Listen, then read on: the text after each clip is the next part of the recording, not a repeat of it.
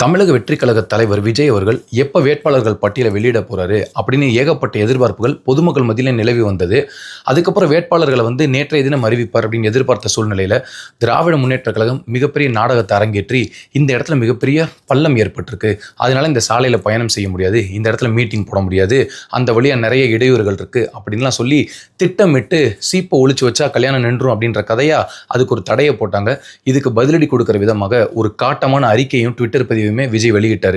அதைத் தொடர்ந்து இன்றைய தினம் வேட்பாளர்கள் தமிழ்நாடு முழுவதும் 234 தொகுதிகளிலும் வேட்பாளர்கள் இவர்கள் தான் அப்படின்னு பொதுமக்களுக்கு அறிமுகப்படுத்தியிருக்கிறார் தாவேகா தலைவர் விஜய். தமிழக வெற்றி கழகத்தில் 234 தொகுதிகளிலும் நிற்கிறதுக்கு ஆள் இருக்கா அப்படின்னு எல்லாரும் கேட்டுட்டு இருந்தாங்க. ஆனால் இன்னைக்கு களத்தில் இறக்கி விட்டு விஜய் அவர்கள் பெரம்பூர் தொகுதியிலையுமே திருச்சி கிழக்கு தொகுதியிலையும் போட்டியிடுகிறார் அப்படின்னு வெளிப்படையாக சொல்லியிருக்காரு. இனி வரக்கூடிய அத்தனை நாட்களிலுமே மிகப்பெரிய தாக்கத்தை தமிழக வெற்றி கழகம் ஏற்படுத்தும். ஆட்சி அமைக்கப் போவது நாம் தான். இங்கே 3 முனை 4 முனை போட்டியெல்லாம் கிடையாது, 2 முனை போட்டி தான். ஒன்று தாவேகாவுக்கும் இன்னொன்றுக்கு திமுகவுக்கும் தான் அப்படின்னு மீண்டும் அழுத்தம் திருத்தமாக பதிவு செய்திருக்கிறார் தாவேகா தலைவர் விஜய்.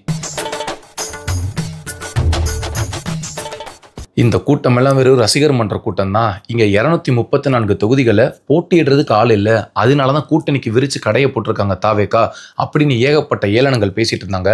ஆனால் இன்னைக்கு களத்தில் 234 வேட்பாளர்களையும் ஒரே மேடையில் வச்சு அறிமுகப்படுத்தியிருக்கார் தாவேகா தலைவர் விஜய்.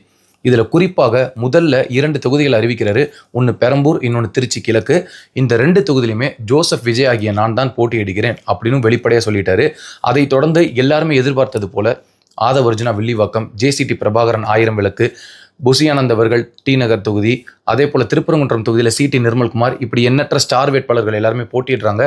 இந்த கட்சியில் பேச்சாளர்கள் அப்படின்னு இருக்கக்கூடிய நபர் தான் ராஜ்மோகன். அவருக்குமே எழும்பூர் தொகுதி கொடுக்கப்பட்டிருக்கு.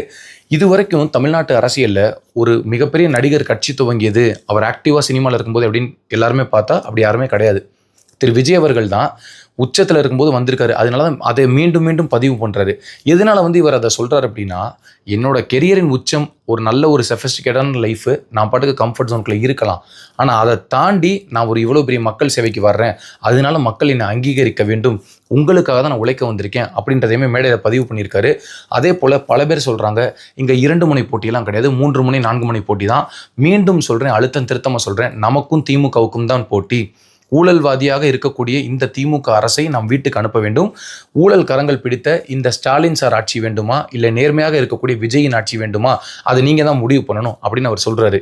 இதில் எல்லாருக்குமே ஆச்சரியப்படைய ஒரு விஷயம் என்ன அப்படின்னா, திரு விஜய் அவர்கள் 234 தொழில் வேட்பாளர் போற்றுவாரா? ரொம்ப கஷ்டங்க.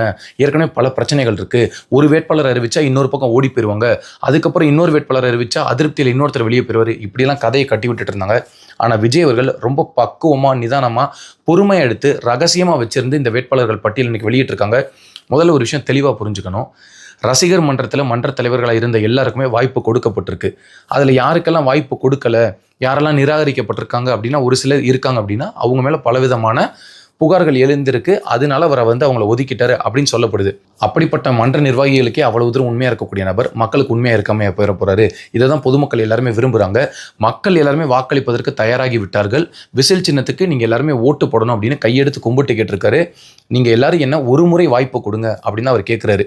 நானே ஆட்சியில் இருப்பேன், நானே நிரந்தர முதலமைச்சர் அப்படிலாம் அவர் கேட்கல. ஒரு முறை எங்களை நிரூபிப்பதற்கு ஒரு வாய்ப்பு கொடுங்க. இன்னும் ரொம்ப அழகாக ஒரு விஷயம் என்ன சொல்கிறாருன்னா, எம்எல்ஏ அப்படின்றவங்க எப்படி இருக்கணும் அப்படின்றதுக்கு எங்கள் ஆட்கள் இருந்து காட்டுவாங்க. இவங்க எல்லாருமே எம்எல்ஏக்கள் மட்டும் கிடையாது, மக்களின் பாதுகாக்கக்கூடிய பாதுகாவலர்கள்.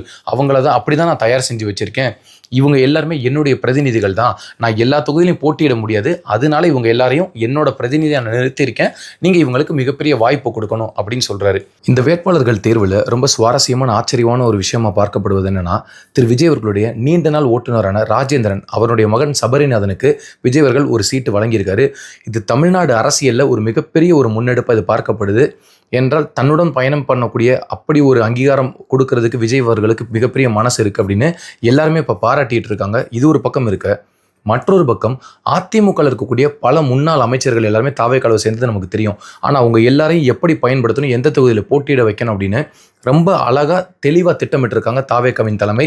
அந்த வகையில் திரு செங்கோட்டையன் அவர்கள் கோபிச்செட்டிப்பாளையத்தில், சத்யபாமா முன்னாள் எம்பி அவங்க திருப்பூர் வடக்கு தொகுதியில் போட்டிடுறாங்க. முன்னாள் சபாநாயகர் தனபால் அவருடைய மகன் லோகேஷ் தனபால் அவர் ராசிபுரம் தொகுதியில் போட்டிடுறாரு.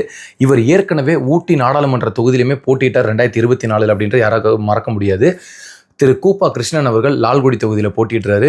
இது போல எண்ணற்ற நபர்கள், திரு ஜேசிடி பிரபாகரன் 1000 விளக்கு தொகுதியில் நிறுத்தினா எந்த அளவுக்கு கட்சிக்கு வலு சேர்க்கும், இப்படி ஒவ்வொரு வேட்பாளர்களையுமே பார்த்து தெரிவு செஞ்சிருக்காரு. குறிப்பாக திரு செங்கோட்டையன் அவர்கள் கட்சியில் இணைந்த நாள்ல இருந்து நான் மிகப்பெரிய வெற்றி கொங்கு மண்டலத்தில் பெற்று தருவேன் அப்படின்னு அவர் சொல்லிட்டே இருக்காரு. அதற்கான காய்களையுமே நகர்த்தப்பட்டு தான் வேட்பாளர்கள் தேர்வு எல்லாத்திலுமே திரு செங்கோட்டையன் அவர்களுடைய பங்களிப்பு இருந்தது அப்படின்னு சொல்லப்படுது. மேடையில் ஒவ்வொரு வேட்பாளர்களுடன் தனிப்பட்ட முறையில் புகைப்படம் எடுத்துக்கொண்டார் விஜய். அந்த நேரத்தில் திரு செங்கோட்டையன் அவர்கள் முக்கியமான எல்லா நபர்கள்கிட்டையுமே ரொம்ப அன்பா மகிழ்ச்சியா இவங்க எல்லாருமே இதுக்காக தானே காத்துட்டு இருந்தோம், இந்த தருணத்துக்கு தானே நம்ம எல்லாருமே வெயிட் பண்ணிட்டு இருந்தோம் அப்படின்ற வகையில் அவங்க மிகப்பெரிய ஒரு கொண்டாட்டம் இன்னைக்கு கொண்டாடி இருக்காங்க. திரு விஜய் அவர்கள் சொன்னது போல இந்த தேர்தல் அப்படின்றது மக்கள் சக்திக்கும் தீய சக்திக்கும் நடக்கக்கூடிய போர் அப்படின்றத அவர் பதிவு பண்ணாரு. அப்படித்தான் களம் மாறி இருக்கு. உறுதியான முறையில் இந்த வேட்பாளர்கள் தேர்வு அப்படின்றத விஜய் ஒரு நடிகர்னு எப்படி முத்திரை குத்தினாங்களோ, நான் நடிகர் அல்ல ஒரு மிகப்பெரிய அரசியல்வாதி அப்படின்றத இந்த வேட்பாளர்கள் தேர்வு மூலமாகவே நிரூபிச்சிருக்காரு. இதை விமர்சனம் பண்ணுறவங்க விமர்சனம் பண்ணிட்டு தான் இருப்பாங்க. விஜய் நடந்தாலும் சரி, அவர் உட்கார்ந்தாலும் சரி, அவர் பார்த்தாலும் சிரிச்சாலும் எல்லாத்துக்கும் குறை கண்டு பிடிக்கக்கூடிய நபர்கள், அது அவங்களோட வேலை, அவங்க அதை பண்ணிட்டு இருப்பாங்க. ஆனால் தாவேக்கா எந்த விதமான இடையூறும் இல்லாமல் அதிவேகத்தில் போய் வெற்றியை தொடணும் அப்படின்னு அவங்க முயற்சி பண்ணுறாங்க. உறுதியான முறையில் இப்படிப்பட்ட வேட்பாளர்கள் தேர்வு என்பது தாவேக்காவிற்கு மிகப்பெரிய பலமாக பார்க்கப்படுகிறது. இப்போ இந்த விசில் சின்னத்துக்கு வாக்கு செலுத்துங்க அப்படின்னு சொல்லும்போது மக்கள் மத்தியில் ரொம்ப அன்பாக நான் உங்கள் வீட்டுக்குள்ளே ஒவ்வொருத்தருக்கிட்டையுமே இருக்கேன், அதே போல் இவங்களையும் நான் களத்தில் இறக்கி விடுறேன், உங்களை நம்பி நான் ஒப்படைக்கிறேன் அப்படின்னு சொல்கிறாரு. இதில் எப்படி மகளிர் தினத்தன்னைக்கு மகளிருக்கான பல அறிவிப்புகளை வெளியிட்டாரோ அதே போல் இன்றைய தினம் இளைஞர்களுக்கான ரொம்ப அழகான அறிவிப்புகள் எல்லாம் வெளியிட்டாரு. அதில் பட்டதாரிகளுக்கு வேலை கிடைக்கும் வரைக்கும் மாதம் 4000 ரூபாய், அதே போல் டிப்ளமோ முடித்தவங்களுக்கு மாதம் 2000 ரூபாய் அப்படின்ற ஒரு ஸ்கீம் அறிமுகப்படுத்துவேன் நான் நம்ம ஆட்சிக்கு வந்தா அப்படின்னு சொல்லியிருக்காரு. உடனே கடந்த முறை சொல்லும்போதே இவர் தானே இலவசத்தை எதிர்த்தாரு, அப்புறம் எதுக்கு இலவசம் கொடுக்குறாரு, எதுக்கு மானியங்கள் கொடுக்குறாரு, எதுக்கு மாதம் மாதம் உதவித்தொகையெல்லாம் கொடுக்குறாரு அப்படின்னு பல அதிபுத்திசாலிகள் கேள்வி கேட்டாங்க.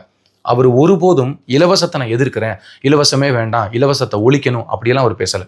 அவர் என்ன சொன்னார், இலவசம் அப்படின்ற ஒரு வார்த்தையை பயன்படுத்தி அதை கொடுத்துட்டு திரும்ப மக்களை நீங்கள் அவமானப்படுத்துறீங்க, கேலி செய்கிறீங்க, கிண்டல் பண்ணுறீங்க, அந்த மாதிரி விஷயங்களை தான் கடுமையாக எதிர்த்தாரு. இலவசம்ன்ற வார்த்தையை நீங்கள் ஏன் பயன்படுத்துறீங்க, நாங்கள் இலவசமாக அதை செஞ்சோம், இலவசமாக இதை செஞ்சோம் அப்படின்னு அதைத்தானே கடுமையாக எதிர்க்கிறாரு. ஆனால் தொடர்ந்து இவங்க எல்லாரும் எப்படி கட்டமைக்கிறாங்கன்னா, இலவசங்களை வேண்டாம் என்று சொன்ன விஜய் ஆனால் இன்னைக்கு இலவசத்தை அவரே அறிவிக்கிறாரு, அரசியலுக்காக அறிவிக்கிறாரு அப்படின்னு சொல்கிறாங்க. அப்படிலாம் எந்த விஷயமும் கிடையாது. இளைஞர்களுக்கு ஒரு இளைஞனுக்கு வேலை கிடைக்கிற வரைக்கும் ஒரு அரசாங்கம் நான் உன்னை பார்த்து கொள்கிறேன் அப்படின்னு ஒரு சன்மானம் கொடுக்கும்போது அது ஒரு நல்ல விஷயம் தானே. இப்படிப்பட்ட ஒரு அறிவிப்பை இன்றைய தினம் வெளியிட்டது உண்மையிலேயே எத்தனையோ கணக்கான இளைஞர்கள் இன்று வரை இந்த ஆட்சியில் சொல்லுவாங்கள்ல, திராவிட ஆட்சியில் இத்தனை ஆயிரம் கோடி நாங்கள் முதலீடு செய்ய வச்சோம், இவ்வளவு தொழில் வாய்ப்பை நாங்கள் ஏற்படுத்தி கொடுத்தோம், வேலை வாய்ப்பை ஏற்படுத்தி கொடுத்தோன்னு அப்படியெல்லாம் எதுவுமே பண்ணலை. இன்னமும் வேலைக்கு பல இளைஞர்கள் போராடிட்டு இருக்காங்க. இவர் சொல்வது போல ஆட்சி அமைத்து அப்படி ஒரு விஷயத்தை பண்ணார் அப்படின்னா இளைஞர்கள் மத்தியில், குறிப்பாக வறுமை நிலையில் இருக்கக்கூடிய இளைஞர்களுக்கு மிகப்பெரிய ஒரு அங்கீகாரம் அது இருக்கும், மிகப்பெரிய உதவியாகவும் அது இருக்கும். அதை மக்கள் எல்லாருமே பாராட்டி வரவேற்பாங்க. இப்போ அடுத்தபடியாக தாவேக்கால இருக்கக்கூடிய முக்கியமான நிர்வாகிகள் கிட்ட பேசும்போது அவங்க சொல்லக்கூடிய விஷயம் என்னன்னா, இந்த வேட்பாளர்கள் அறிவிப்பு கூட்டத்தை தடுக்கணும்னு திமுக அரசு அவ்வளவு வேலை செஞ்சது. திட்டமிட்டு மாநகராட்சியை வச்சு ஒரு பள்ளம் தோண்டி அவங்க எங்களோட வேலைகளை எல்லாத்தையுமே தடுத்து நிறுத்தலாம்னு நினைச்சாங்க. ஆனால் ஒருபோதும் எங்கள் தளபதி கிட்ட அது நடக்க போறது இல்லை. இனி வரக்கூடிய அடுத்த 25 நாட்கள்ல எங்கள் தளபதியோட பிரச்சாரம் சூறாவளியா புயல் போல இருக்கும் அப்படின்னு சொல்றாங்க. அதை என்ன டீகோட் பண்றாங்க அப்படின்னா, இது வரைக்கும் திமுகவை அவர் கடுமையாக அட்டாக் பண்ணார்னு எல்லாருமே பார்த்துருப்பாங்க. ஆனால் இனி வரக்கூடிய நாட்கள்ல ரொம்ப ராவா ஓப்பனா இறங்கி அடிக்க போறாங்க. திமுக எந்த அளவுக்கு நுணுக்கங்களை எல்லாம் கையாண்டு எவ்வளவு திருட்டுத்தனத்தை எல்லாம் பண்ணாங்க, எவ்வளவு ஊழல்கள் பண்ணாங்க, இல்லை யார்கிட்ட லஞ்சம் வாங்கினாங்க, எந்தெந்த அமைச்சர் சட்டமன்ற உறுப்பினர்கள் மேல என்னென்ன வழக்கு இருக்கு எல்லாத்தையும் டேட்டாபேஸ் எடுத்து வச்சிருக்காரு. போற எல்லா இடத்துலையுமே அவர் வெளிப்படையாக எல்லாத்தையும் பேச போறாரு அப்படின்னு அவங்க சொல்றாங்க. உண்மையிலே திரு விஜய் அவர்கள் வேட்பாளர்களை அறிவிக்க போறாரு அப்படின்னதுக்கே வீட்டில இருந்து அவர் கிளம்பி போய் அந்த ஹோட்டலில் திரும்ப வீட்டுக்கு வர வரைக்கும் லைவ் கவரேஜ் பண்றாங்க. இது வரைக்கும் வாரத்தில் ஒரு முறையோ இல்லை 2 வாரத்துக்கு ஒரு முறையோ நிர்வாகிகள் சந்திப்பு இதெல்லாம் நடத்தினாரு. அதுக்கே காலையிலேருந்து லைவ் போடுவாங்க. விஜய் வீட்டிலிருந்து புறப்பட்டார், இந்த இடத்துல போனார், அந்த இடத்துல போனார், அவரோட வாகனம் நின்றுச்சு, பின்தொடர்றாங்க, இப்படிலாம் போடுவாங்க. ஆனால் இப்போ நாளையிலேருந்து பார்க்கும்போது திரு விஜய் அவர்கள் ஒவ்வொரு இடத்துலையுமே எந்த அளவுக்கு கடுமையான பிரச்சாரத்தை முன்னெடுக்க போறாரு, திராவிட முன்னேற்ற கழகத்துக்கு இது மிகப்பெரிய பாதிப்பை ஏற்படுத்தும் அப்படின்றது எல்லாராலையும் புரிஞ்சுக்க முடியும். ஏன்னா அடுத்த 25 நாட்கள் இவர் தான் முழுக்க முழுக்க பிரேக்கிங் நியூஸாக இருக்க போறாரு, லைவ் கவரேஜில் இருக்க போறாரு. எவ்வளவோ அரசியல் கட்சி தலைவர்கள் நாங்கள் தான் மாற்று அப்படின்லாம் சொல்லி போறாங்க. ஆனால் போற இடமெல்லாம் கூட்டம் கூட இல்லை, மக்கள் யாருமே விருப்பம் தெரிவிக்கல.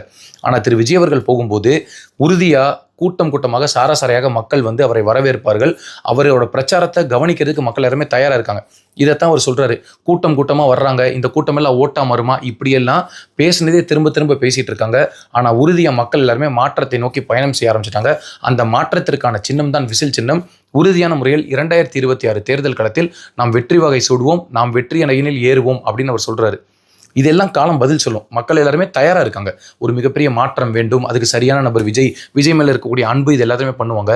ஆனா ஒரே ஒரு முக்கியமான முதல் கட்ட வேலை என்ன அப்படின்னா, இந்த அராஜகம் செய்யக்கூடிய, பத்திரிகை சுதந்திரத்தை ஒடுக்கக்கூடிய, மக்களுக்கு பாதுகாப்பு கொடுக்காத இந்த திராவிட முன்னேற்ற கழக அரசை வீட்டுக்கு அனுப்ப வேண்டும் அப்படின்றதுல விஜயும் அவர் சார்ந்த நபர்களும் உறுதியா இருக்காங்க, தெளிவாக இருக்காங்க.